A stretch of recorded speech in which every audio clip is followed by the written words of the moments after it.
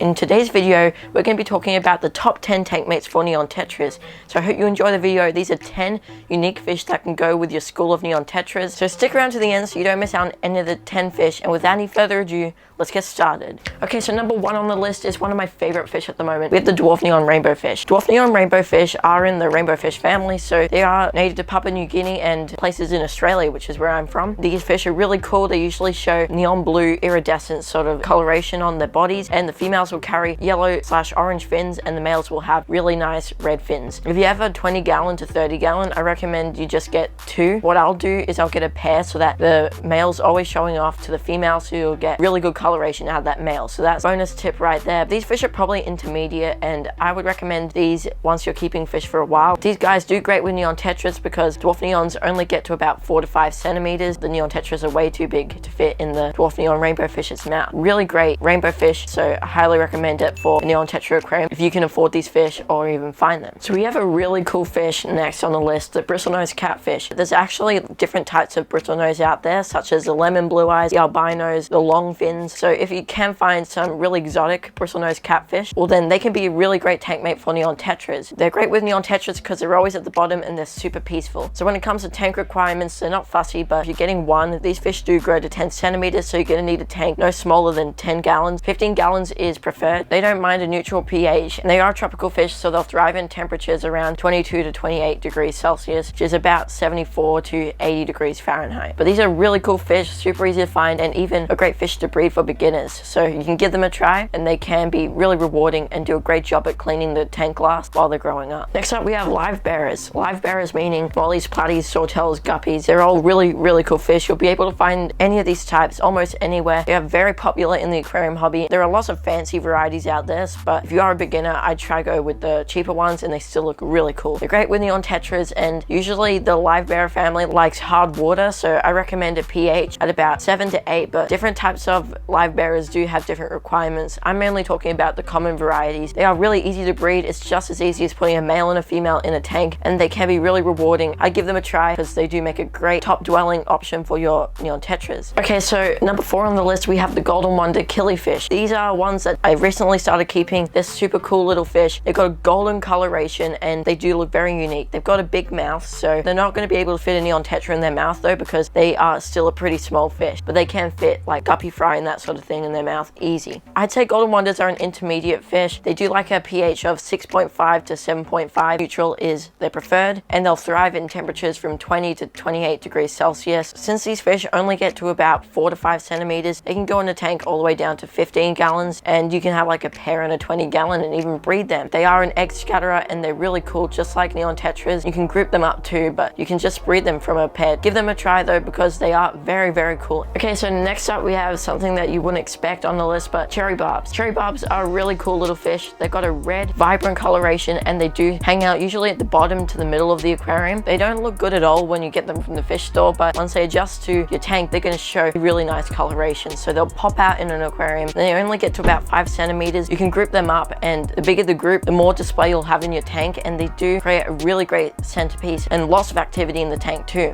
I'd highly recommend the cherry barbs, but they are very popular, easy to find, and easy to keep. Okay, so number 6 on the list, we have the cherry shrimp. So I basically mean your red cherry shrimp. Now these are great with your Neon Tetras because that red coloration goes really nicely with the neon and red colors on the Neon Tetra. Cherry shrimp are really easy to keep. They're great for beginners, and they're not a fish, but they do make a really great addition to the tank. They are an invertebrate, so they look really cool, and the way they eat is very fascinating. So you'll probably learn a few things while keeping these shrimp, and they shouldn't be too hard to find. They do like stable water parameters though, and a range of 7 to 8, along with a temperature of 24 to 27 degrees Celsius. They only get to about 3 centimeters, and they are a bit too big though for the Neon Tetras to eat, so that's what makes them such a great tank mate, and you'll see them on any surface in the tank. It's really cool, and I definitely recommend you try the red cherry shrimp. Okay, so we've got a bit of an oddball next. We have the Pakistani Loach. Pakistani Loach are a really cool little fish. They are a schooling fish. They do need a really big tank, so if you have like a huge community tank with a school of Neon Tetras, Pakistani Loaches are great at eating the snails in the tank. Any type of snail though they'll eat. If you have pet snails in your tank, I do not recommend you put in the Pakistani Loach because they're just going to destroy them. These are very easy fish, super hardy. They can be quite hard to find though, so if you can find them, they do look really cool, and they've got the words yo-yo written on them. That's what makes them so unique, and that's why they're also called the yo-yo loach. You don't need to worry too much about water parameters with these fish, and they are great for beginners as long as you got the room for them. Honey gouramis are number 8 on the list. Honey gouramis are a very small fish, so they can go all the way down to 10 gallons, and they're great with the Neon Tetras because they're not really going to cross over with each other. Now, honey gouramis are pretty peaceful, so they're very cute and got lots of personality. They can go in tannin stained waters and low pHs, but they prefer neutral at a stable rate, and they also love temperatures around 24 to 26 degrees Celsius. You can keep them in bigger tanks too. You'll see them mostly always at the top of the tanks. Nonetheless, a really cool little fish, and certainly worth a go with the Neon Tetras. Number 9, we have the German blue rams. You know what makes Neon Tetras such a good tank mate with the German blue rams? It's because Neon Tetras act as a dither fish. The German blue rams do make such a great tank mate because they're always at the bottom and they're not going to be too aggressive towards dither fish. It's mainly just any centerpiece fish you have in the tank. Now, German blue rams though are a pretty peaceful fish. They are a bit harder to keep, so I recommend them for intermediate fish keepers. Once you've had experience with fish, just like the Dwarf Neon Rainbows, I recommend you then try out the German blue rams. They are pretty hard to breed, but you've just got to get the water parameters right, and you've just got to mimic the natural environment when breeding these. They're not too hard to find, at least not around here, and they do make a really great centerpiece. If you want to breed a fish for profit that's a bit harder, these are great, and you can put Neon Tetras in that tank as well. Nothing to worry about, and such a cool little fish. People might be annoyed at this last fish on the list, but basically other tetras. Most tetras will do great with the Neon Tetras as long as the fish aren't too big. What I mean by other tetras is like the rummy nose, scissor tail, white tip tetras, all those sorts, even cardinal tetras. They make a really nice mix. But if you're not trying to breed Neon Tetras, then you can keep as many different types of tetras as you want, and you can just have a tank filled with different types of tetras, like 6 of each. If you have a really big tank, that'd look really cool, and I've seen people do that and it looks amazing. So you can consider that, but there's lots of other tetras you should be able to find at your local fish store, and they all have similar requirements. So I definitely think you should consider like maybe mixing them with another type if you want. Well, there you have the 10